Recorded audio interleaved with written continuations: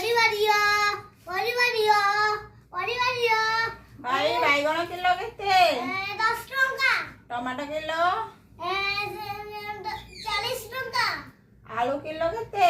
ଆଳୁ 40 ଟଙ୍କା। ପିଆଜ କିଲୋ?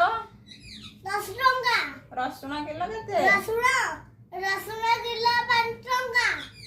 ଆଉ ବାଇଗଣ କିଲୋ ଦେଇଦେଲେ କିଲେ। ହଉ। ଆଉ ଟମାଟୋ କିଲେ ଦେଇଦେବେ। ହଉ। ଆଳୁ କିଲେ ଦେଇଦେବେ। ହଉ। ପିଆଜ କିଲେ।